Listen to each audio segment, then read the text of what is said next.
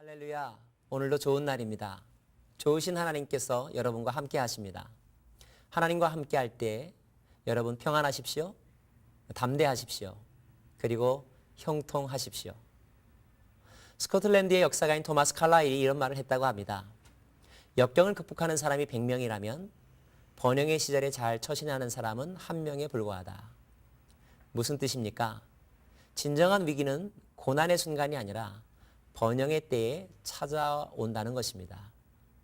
이 말이 사실임을 보여주는 예가 다윗의 인생 가운데서 일어나게 되죠. 다윗의 삶 가운데 치명적인 오점으로 기억될 밧세바와의 간음의 사건입니다. 사무엘하 11장은 다윗이 이 밧세바와 어떤 과정을 통하여서 그 실수하게 되는지, 그리고 그 이후에 그가 어떻게 그 문제를 풀어가는지, 그 속에서 드러나는 인간의 죄성과 죄의 그 강력한 힘을 우리가 살펴볼 수가 있는데요. 오늘 이 이야기를 통하여서 우리에게 주시는 교훈을 함께 나누기를 원합니다. 밧세바와의 간음의 사건은 다윗이 홀로 있을 때 일어납니다. 유혹은 늘 혼자 있을 때 일어난다는 사실을 기억하십시오. 사무엘하 11장 1절입니다. 해가 돌아와서 왕들의 출전할 때가 되매 다윗이 요압과 그 신복과 온 이스라엘 군대를 보내니 저희가 암몬 자손을 멸하고 랍바를 에워쌌고 다윗은 예루살렘에 그대로 있으니라. 전쟁의 때가 되었습니다. 이제 다윗은 예전과 같이 모든 전쟁에 뛰어들 필요는 없게 되었습니다. 나라도 안정이 되었고 조직도 정비가 되었고, 그리고 무엇보다도 충실한 신하들이 다윗의 손과 발이 되어서 그가 해야 될 일들을 잘 감당해 주었기 때문이죠. 이번 암몬과의 전쟁에서도 다윗은 전쟁에 나가지 않았습니다. 부하들을 내어보냈죠. 다윗은 혼자 예루살렘에 남아 있었다고 기록하고 있습니다. 그런데 사건은 바로 그때 일어났습니다. 11장 2절, 저녁 때에 다윗이 그 침상에서 일어나 왕궁 지붕 위에서 거닐다가 그곳에서 보니 한 여인이 목욕을 하는데 심히 아름다워 보이는지라. 다윗이 보내어 그 여인을 알아보게 하였더니 고하되 그는 엘리암의 딸이요 햇사람 우리아의 아내 밧세바가 아니니까. 다윗이 사자를 보내어 저를 자기에게로 데려오게 하고 저가 그 부정함을 깨끗게 하였으므로 더불어 동침함에 저가 자기 집으로 돌아가니라. 저녁 때에 우연히 산책을 하다가 한 여인이 목욕하는 것을 보게 되었습니다. 예루살렘에 가보시면 알겠지만 예루살렘 성, 이른바 다윗성은 그야말로 산에 위치해 있습니다. 그 중에서 다윗의 왕궁은 가장 높은 위치에 있었죠. 그 밑으로 다윗의 신하들의 집들이 쭉 서 있는 것입니다. 그러므로 왕궁 옥상에 올라가면 그 동산 아래의 모든 풍경들이 한눈에 들어옵니다. 다른 집들의 지붕이나 옥상도 또 볼 수 있게 되는 거죠. 근데 그 밤에 한 여인이 옥상에서 목욕하는 것을 보았다는 것입니다. 심히 아름다워 보였다고 성경은 기록하고 있습니다. 아름다워서 아름다워 보였을까요? 음심을 갖고 보았기 때문에 아름다워 보였을까요? 다윗은 사람을 보내어서 그 여인이 누군가에 대해서 조사합니다. 보고자는 이렇게 말을 합니다. 엘리암의 딸이요 햇사람 우리아의 아내 밧세바가 아니니까. 단순하게 밧세바입니다라고 말할 수도 있었지만 보고자는 우리아의 아내 밧세바라고 말합니다. 우리아의 아내라고 하는 말을 쓴 것은 무슨 뜻입니까? 넘지 말아야 될 경계선이며, 그리고 다윗이 욕심을 내어서는 안 된다는 것을 이 보고자는 은연중에 말해주고 있는 것입니다. 하지만 이미 마음을 빼앗긴 다윗에게는 그 표현이 마음에 들어오지 않았습니다. 들어왔다 한들 그는 그것 때문에 자신을 되돌아볼 그럴 마음의 여유가 없었던 거죠. 다윗은 그 여인을 불러들입니다. 그리고 그와 동침하였다고 기록하고 있습니다. 그 다음 날 밧세바는 자기 집으로 돌아갑니다. 그저 장난으로 또는 아무렇지도 않게 하룻밤의 풋사랑 또는 불장난을 저지르는 여느 사람들처럼 다윗은 그날 밤 성적인 유희를 즐겼던 것입니다. 아무도 보는 사람이 없었습니다. 아무도 문제를 제기하는 사람이 없었습니다. 그것으로 모든 것이 끝났다고 생각을 했죠. 하지만 정말 끝났을까요? 하나님은 그 다윗의 은밀한 행위가 다윗만으로 끝나지 않았다는 것을 보여주고 있습니다. 얼마 후에 여인으로부터의 전갈이 왔습니다. 여인이 임신을 했다는 것입니다. 임신을 했다는 것도 놀라운 일이 아닐 수가 없습니다. 어떤 학자는 말하기를 그날 밤 밧세바가 부정함을 깨끗하게 하였다 그랬는데, 여기서 이 부정함을 깨끗하게 하였다는 말은 그 여인이 생리기간이 끝났다는 뜻일 수도 있다고 해석하고 있습니다. 만약에 그렇다고 한다면 통계적으로 임신의 가능성이 매우 희박한 때입니다. 그런데 임신이 되었다는 거예요. 만약에 그 해석이 맞는다면 여기서 우리는 무엇을 발견할 수 있습니까? 은밀하게 저지르지만 그것을 내려다보고 계시고 그것을 들추어내시는 하나님의 섭리를 발견하게 됩니다. 사랑하는 여러분, 하나님을 속일 수 있다고 생각을 하십니까? 잠시 여러 사람을 속일 수 있습니다. 하지만 영원히 한 사람을 속일 수 없지요. 사람을 속일 수 있습니다. 하지만 하나님을 속일 수는 없는 것입니다. 하나님은 모든 것을 보고 계시고 모든 것을 감찰하는 분이십니다. 임신했다는 소리를 들은 다윗은 이 문제를 어떻게 처리할까요? 아니, 어떻게 보면 100번 양보해서 그럴 수도 있다고 칩시다. 문제는 그 문제라고 깨닫는 순간 어떻게 그것을 처리하느냐입니다. 그런데 다윗은 어떻게 합니까? 그 문제를 끝까지 은닉하려고 합니다. 그리고 자신의 책임을 회피하려고 합니다. 그가 선택한 방법은 무엇입니까? 우리아를 불러들여서 그 임신한 아이가 마치 우리아의 아이인 양 만드는 것이었습니다. 하지만 우리아는 뜻대로 움직여주지 않았습니다. 하나님은 다윗의 뜻대로 움직이는 분이 아니십니다. 우리아는 다윗과 전혀 다른 모습을 보여주고 있습니다. 나의 동료들이 지금 치열한 전쟁터에서 싸움을 싸우고 있는데 내가 아내와 함께 동침할 수 없다. 그는 예루살렘으로 왔다가 가지만 그러나 아내와의 잠자리를 회피합니다. 다윗과 너무 대조적인 모습을 보여주고 있지 않습니까? 우리아가 누구입니까? 이방 사람입니다. 햇사람이라고 기록하고 있습니다. 종교적인 전통에 있어서는 이스라엘 유다 지파의 후손인 다윗과 비교할 수 없는 그런 출신 성분이 바로 햇사람 우리아입니다. 하지만 적어도 이 순간 햇사람 우리아는 다윗보다 더 정직하며 신실한 신앙의 모습을 보여주고 있는 것입니다. 자신의 뜻이 좌절된 것을 알았던 다윗은 그 다음에 어떻게 합니까? 음모를 꾸미죠. 그래서 가장 전쟁이 치열한 지역으로 우리아를 배치합니다. 이 일의 심부름꾼이 되었던 사람이 바로 요압이라고 하는 사람이죠. 결국 어떻게 되었습니까? 의도대로 우리아는 전쟁터에서 전사하고야 맙니다.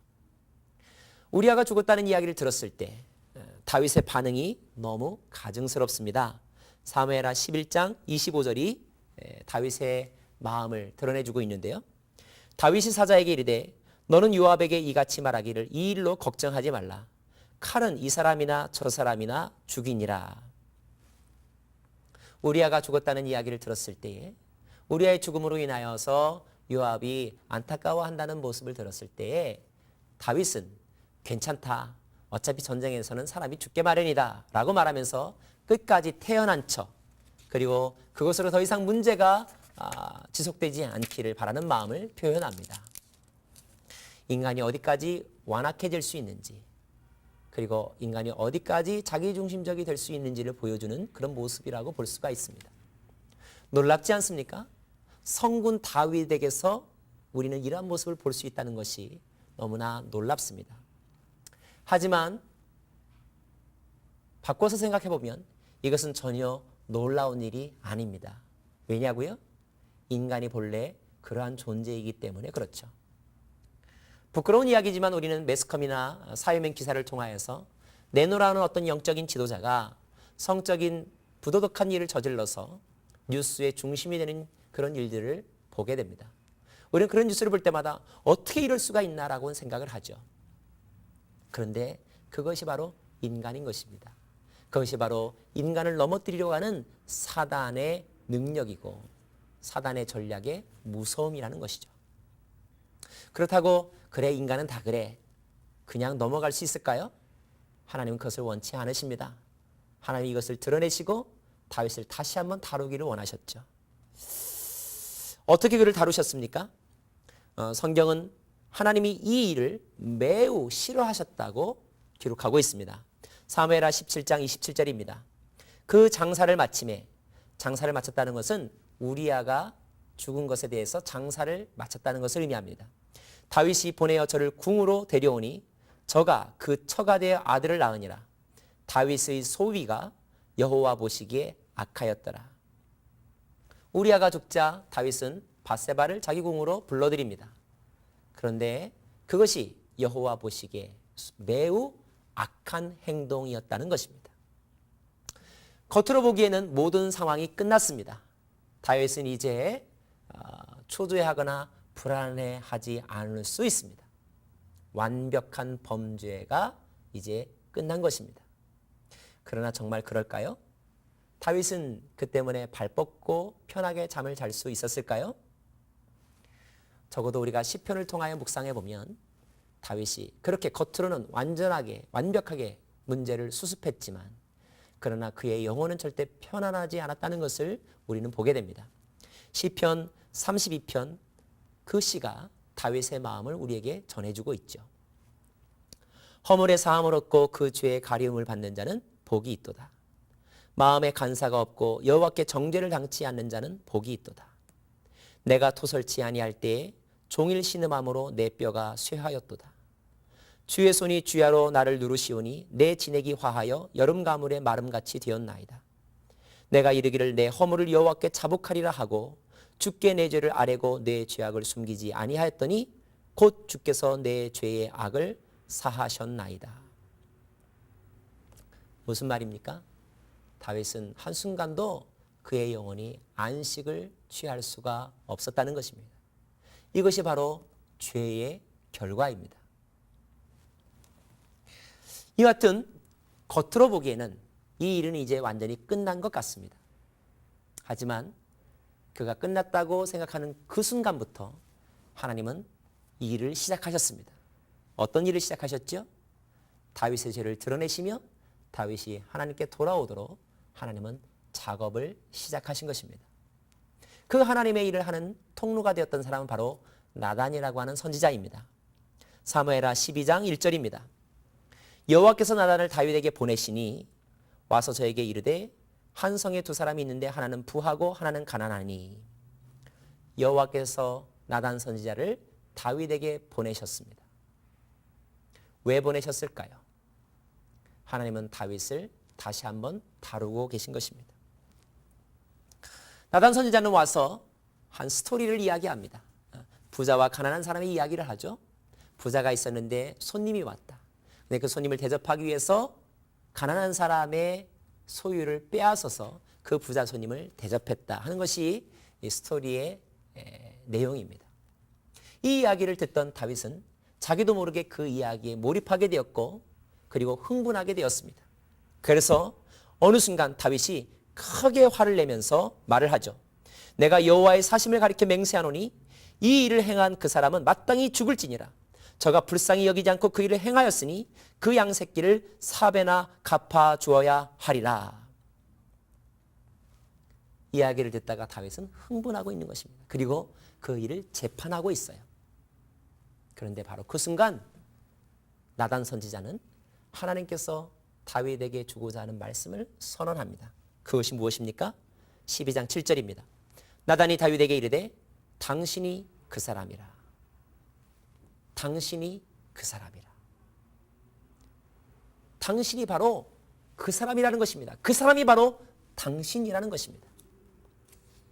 우리는 이러한 표현을 바로 confrontation, 직면 또는 대면이라고 이야기를 합니다. 다윗은 이제까지 이야기를 남의 이야기로만 들었습니다.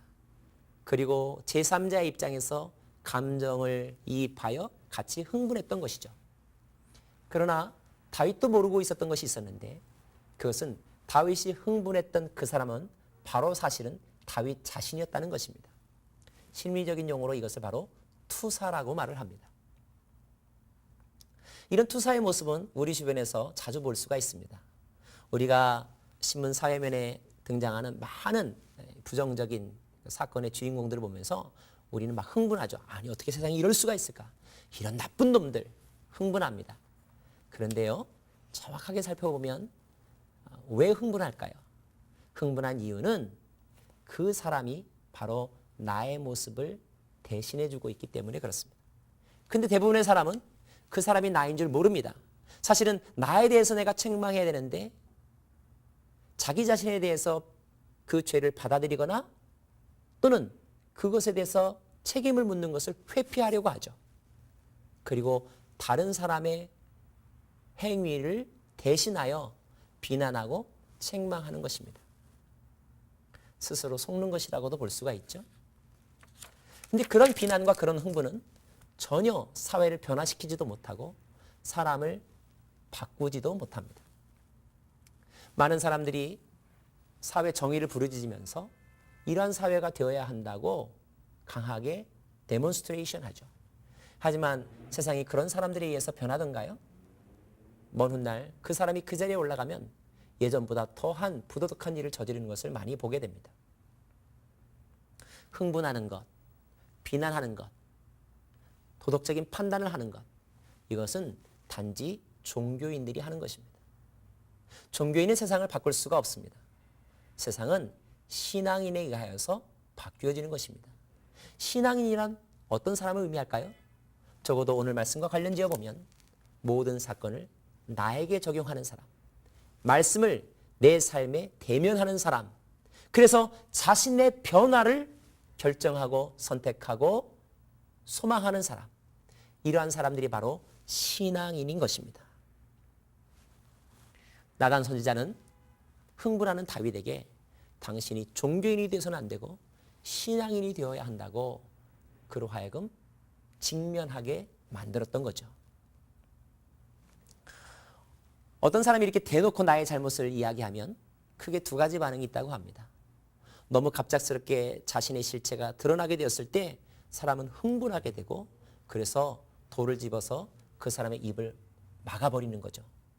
그를 죽이는 것입니다. 그러나 또 하나는 그 나의 잘못을 드러나게 되었을 때 죄를 뉘우치고 무릎을 꿇고 살려주십시오 라고 용서를 비는 것입니다. 다윗은 어떤 사람이었을까요? 다윗은 충분히 나단을 죽일 수 있는 권력을 가지고 있었습니다. 이제까지 다윗이 저질렀던 그 악한 심성에 의하면 나단도 죽일 수 있었던 그런 마음이 있었던 사람입니다. 그러나 다윗의 위대함은 어디에 있습니까? 그 순간 하나님의 사람이 바로 그 잘못이 당신의 잘못이라고 명확하게 드러내게 되었을 때 그는 무릎을 꿇었다는 것입니다. 그리고 자신의 죄를 인정했다는 것이죠. 시편은 51편에서 다윗이 그 죄를 깨닫고 지은 시를 우리에게 소개해주고 있죠. 그 시를 읽어보면 다윗이 얼마나 철저하게 회개하고 있는지, 그리고 그 잘못으로부터 그가 자신의 삶이 얼마나 완전하게 변화되기를 원했는지 철저하게 고백하고 있습니다. 이런 고백의 노래가 저와 여러분에게 있기를 바랍니다. 대면하는 것, 말씀과 나를 직면하는 것, 이것을 위해서는 몇 가지 조건이 필요하다고 합니다. 첫째는요, 분명한 진실을 바탕으로 해야 합니다.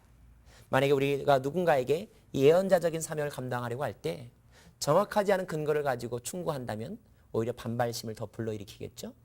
두 번째로는 적절한 시기를 선택해야 한다는 것입니다. 아무리 좋은 말도 때를 잘못 사용하면 오히려 화가 되기가 쉽습니다. 적절할 때, 그가 받아들일 준비가 되어 있을 때 그 진실을 말하는 것이 그가 회개할 수 있는 비결입니다.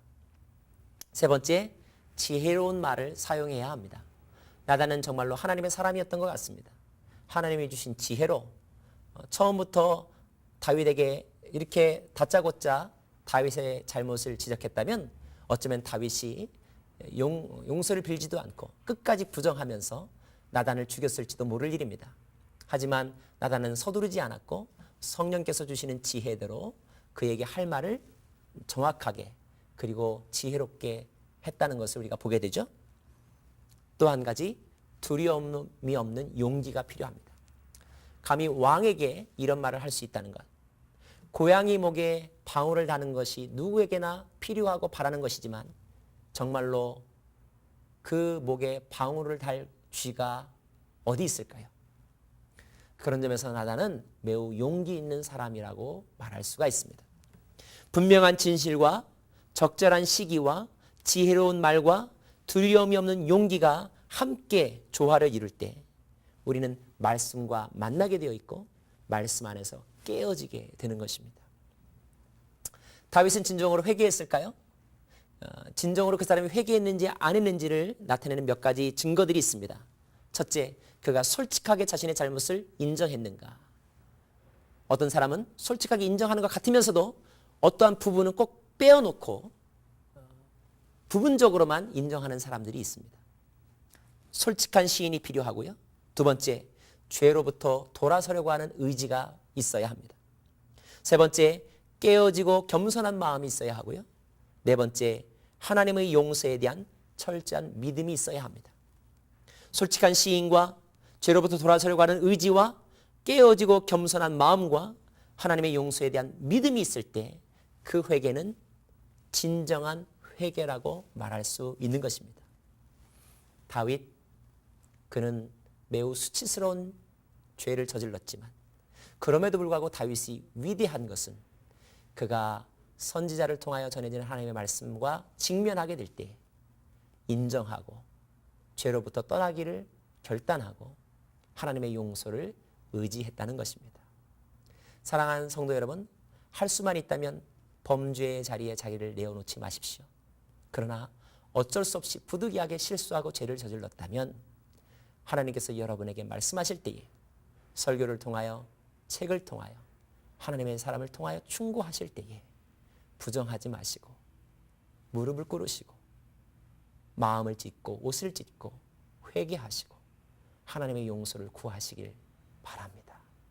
하나님의 은혜가 여러분의 죄 가운데 기름 부으셔서 죄를 깨끗하게 씻어 주실 것입니다.